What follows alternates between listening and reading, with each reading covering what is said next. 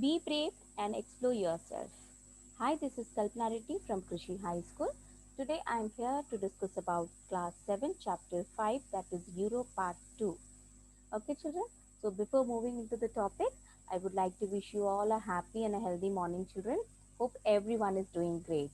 Okay, so as in the previous session we have learned about the location, isn't it children, and about the plains related to the Europe, isn't it? So Europe is a continent, yes, you know that now. So let's start the session children. So I'll just begin with the slide, okay, so that it will be very clear to you children, right? Okay, so Europe. So we'll talk about river. Firstly, so the Rhine is one of the most important river, flows through several countries and merge into the North Sea. Unlike the Rhine, Volga drains into the Caspian Sea. Volga is the most longest river in Europe.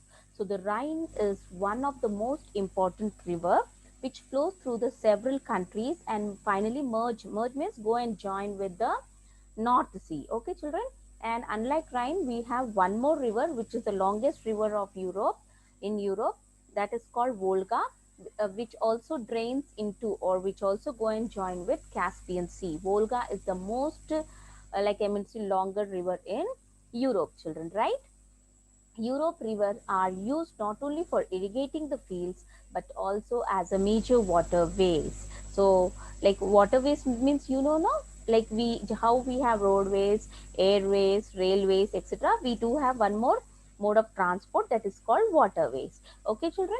So here the Europe river, like which rivers, Rhine River and Volga rivers, are not only used for irrigating, they are used at a large, I mean to say, extent for as a major waterways, like ships and barrages ply on these rivers. So ships and barrages, they move on this, ply is nothing but they move on this rivers and they transport people from one place to another. They transport people from one place to another. So these rivers flow across several countries.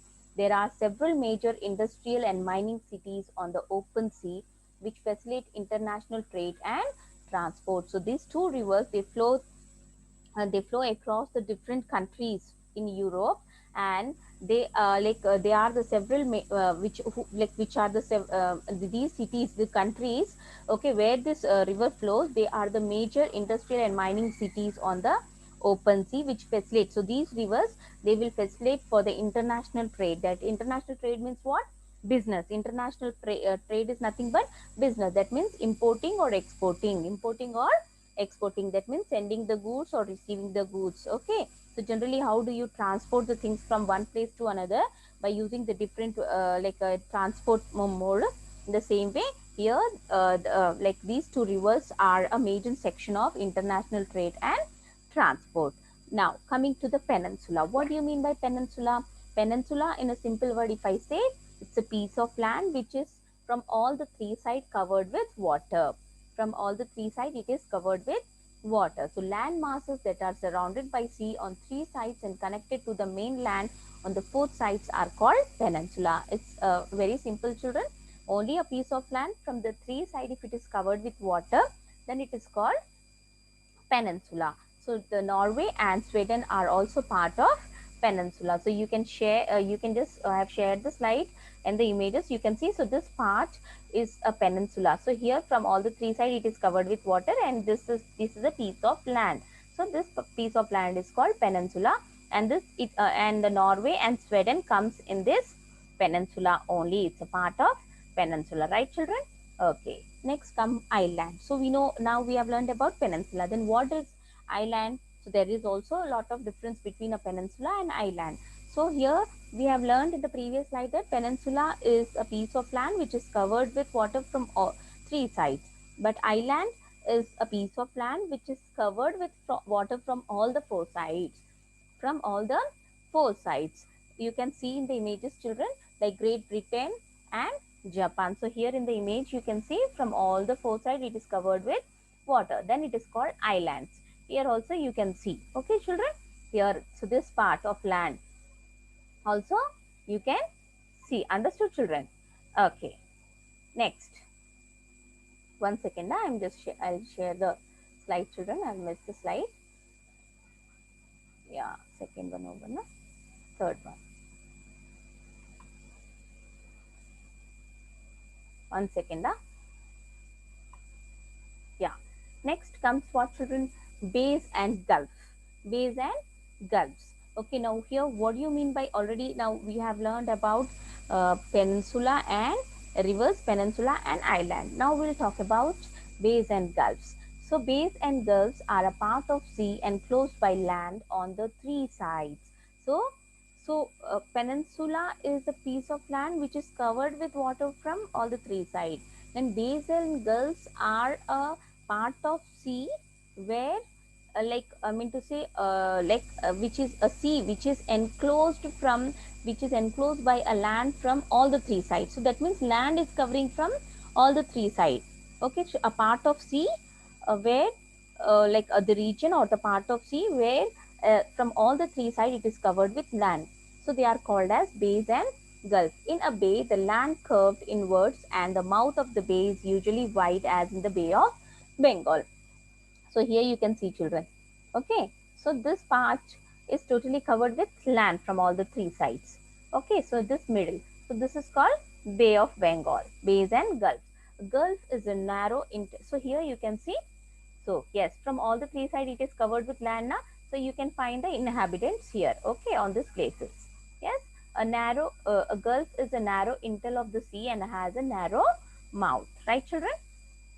Here you can see the Gulf of Bothnia. Okay, children. Okay. Now, what are the uses of this bays and gulf? The bays and gulfs protect from the storms of the high sea. So these bays and gulfs, they protect from the storms of high sea. Okay, the storms, whatever it is generated in the sea, so they protect. Okay, they are very useful for building the harbors. So that bays and gulfs, they are very useful for building the harbors. So here, what do you mean by harbors? Harbor is a place where the ships are anchored. Anchor is nothing but, see, for example, for the trains you have a railway station, isn't it? For the buses you have bus station. For the aeroplanes you have a airport. So in the same way, for ships we have a harbors or anchors, we can say. Okay, children. So they are very useful for building harbors and where ships can be safely anchored. So this is the place where ships can be safely anchored. So generally for parking the bikes, we have a place. For parking the buses, we have a, buses we have a bus stops. For aeroplanes, we have a airports. For trains, we have a railway stations. In the same way, so the ships are safely anchored in harbors to the and where the cargoes are loaded and unloaded. So loaded and unloaded, see here in the image you can see this is the harbor, these points are harbor only. So from where they will load the items, okay, whatever the materials are to be imported or exported, they will load there from that particular place and they will start up the journey. Okay, children, understood? So deep gulf or bays are preferred for building harbors as a large ship can be anchored in them. Ships need deep water so that their bottom do not touch the sea floor. So here these bays and gulfs are preferred for building harbors. Mainly means this type of harbors they will build there. Why? Because the large ships can be anchored there and then these ships need a deep water. Where? Why? Because the bottom of the ship must not touch the sea floor. So they'll make sure that the bottom of the sea, they select such a place for building the harbor where the bottom of the sea will not touch the sea floor, children. That means the deep water. It needs a deep water. Understood, children? So here I've shared the image. You can just check out, right? Yeah. Next, Europe uses. So what are the uses of this? So since ancient, already we have learned about two uses, about the uses already, like how it is used for importing and exporting good. It is used for building harbors, etc. Okay, children. Since ancient time, the seas have played an important role in the lives of the people of the islands and peninsula as a sea transport is easy and less expensive. This is why Europeans have been extensively using the sea route since ancient time. So from the ancient time, before, like you can see long back if you go, from that time onwards, the Europeans, the sea routes have played an important role in, important role as a mode of transport. Okay, children, and it is very less expensive. That means it's very economical. Okay, it takes more time, even we agree with that, but it takes like more time in the journey, but it's very economical. That means not so expensive. See, if you compare the charges with a flight with the ship, so you will find that the flight tickets are more expensive than the ships. Okay, children. Yes. So that means what, from the ancient time we are using this mode of transport for exporting and importing the goods. Understood, children? Next, we'll talk about the climate. The region away from the equator gets cooler and cooler. Europe has a cooler climate than ours. Most of its countries experience snowfalls in winter. Their summer too are not as warm as ours. So if you compare the climate, the area which is near to the away from the equator, sorry, they are very cool in the Europe. Okay, so generally in the most of the place in the Europe, the climate is very cool as compared to ours, and most of its countries experience snowfall also. So in the polar region, most of its countries, like in the polar region, they will experience what, children?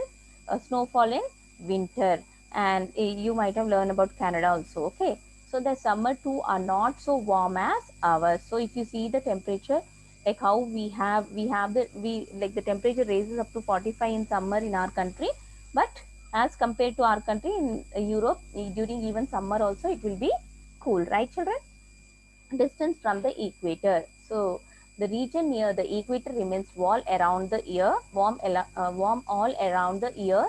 And as we move northwards or southwards away from the equator, the polar regions covered with ice and all round the year. So the region which are very near to the equator, that remains normally not like warm, children, because the sun rays, the solar radiation receives directly. Okay, and as we move from towards north pole or the towards south pole, so away from the equator, the polar region covered with ice all around the year. You know that now already we have learned about the polar regions also. Like sorry, not in your class, in the 8th class you have one more lesson about the polar region. So maybe in the next year you'll have that lesson. Okay, so you will learn in detail about that lesson. So I have shared the image, just you can check out, children. So the Atlantic Ocean, the region along the Atlantic Ocean, besides its distance from the equator, the climate of Europe, the regions along the Atlantic Ocean, is influenced by Atlantic Ocean and the winds blowing from it. So besides the distance from the equator, the climate of Europe is also influenced by the like winds which blow from the Atlantic Ocean. Okay, only we, like in the previous like the my previous version was like equator influences the climate, but now what I'm saying, apart from equator, we have one more factor also, that is called Atlantic Ocean. The wind which blows from the Atlantic Ocean also influence the climate of Europe. So you can see here, right? So here we will see western coast and eastern coast. What is the difference in the, like the wind which blows from the Atlantic Ocean, how it influences the region? So France and Britain comes under western coast and eastern coast polar and Russia. So comparatively warmer. So as if we compare the climate from the eastern coast, here it will be little bit warmer, and here in the eastern coast it will be severe winter because they are very near to the poles. Okay, children, sea does not freeze in the countries of Western Europe along the coast. So here the sea does not freeze. The water will not freeze. Okay, children, but here in the eastern coast, if you see, the winter are so cool that the rivers and nearby seas will get freeze. So here the climate is so cool that in winter what happens? The river water or like the sea water in the sea will get freeze, children. Okay, understood? Now westerlies. Warmer and moist blow throughout the year from the Atlantic Ocean towards Europe from the southwest towards the northwest. The wind blows from the west to west, so they are called westerlies. So the wind which blows from the Atlantic Ocean towards from the west, it is called as westerlies. These winds are warmer than the land temperature, so the climate of Western Europe affected by these warm and moist winds. Understood, children? Now, what are currents? Currents, you know, already you have learned. Okay, the water in the ocean, it flows in a definite path in a form of a stream. Okay, from pole to the equator or from equator to the pole, they are called as currents, isn't it? The water in the oceans flows for the thousands of kilometers one place to another along the continent, just as a river flows on a land as known as ocean Current, yes. The current originates near the equator where the waters are formed throughout the year. This currents flow westwards to North America. Moving northeast, it hits the western coast of Europe. This current is North Atlantic drifts. Understood, children? Okay. The current is called Gulf Stream in America. So the current is this current. Which current? Atlantic, North Atlantic drift is called as Gulf Stream in America. This east coast water of North America and the west coast of Europe do not freeze in winter, making possible for ships to visit the ports on the coast in winter. So you can see here in this image the Gulf Stream. Okay, children? Yeah. Now Western Europe. The west breeze which blows from the sea carry a lot of moisture. So we know that the winds which blows from the Atlantic Ocean to from the west, that is called west breeze, and it blows from the sea carries a lot of moisture and causes rain throughout the year in northern and western Europe. The skies there are usually clouded. The people of Western Europe eagerly wait for the bright sunny day. So generally they wait for a bright sunny day because the west breeze they carry the moist, okay, which causes the rain. Western Europe benefits from the Gulf Stream of America. The warm currents are very good for fish breeding. As a result, fish is an important part of their food. So as um, the warm currents are generated, okay, children, so they are very good for fish breeding. As a result, it is a very important part of their food and the fish industry, okay, children, and is very well developed in Britain, and it's very well developed in Britain. This part of North Sea is called Dogger Bank. So this part of the North Sea is called Dogger Bank. So I have shared the image. Just you can check out, children, here. Yes. So how they are selling. So Mediterranean climate in southern Europe. So generally Mediterranean means what, children? So uh, like it will have rainy season, will have winter and dry summer also. That means everything will be moderate. So in the southernmost countries of Europe, the Mediterranean countries which are not too cold and summer are warm, it does not rain all the year. Westerly flows here during the winter months only. Understood, children?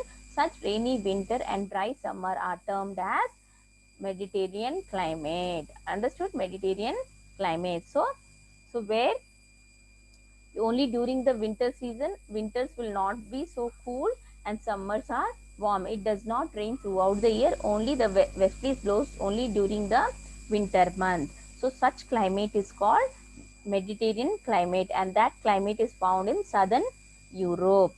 The climate is very good for growing juicy fruits. Fruits like olives, grapes, oranges are grown extensively in this southern Europe. So this southern Europe, the climate, as we have a Mediterranean climate here, so it's very good for growing the vegetations and fruits also. Fruits like olives, grapes and oranges are grown extensively in southern Europe. Okay, children. So here I have shared it. Just you can see. Okay. So this type of climate you will find in southern Europe, children. Okay. Yeah. So with this, I'm just going to wind up the class, children. And for this session, you don't have any homework. Okay. So don't ask me for homework. Don't text me for homework, children. What you need to do, you need to just revise the topics. You have to read the lesson and be thorough with the content or the topics or the concept what I have been explained from past two sessions. Okay, children. So that you have to read out and understand. Unless and until you will not read the textbook, you will not get the points 100%, children. So for that, simultaneously at one side you have to watch the video and other side you have to read the textbook also. Okay, so with this I'm just going to wind up the class. Thank you for being connected with me. Bye bye.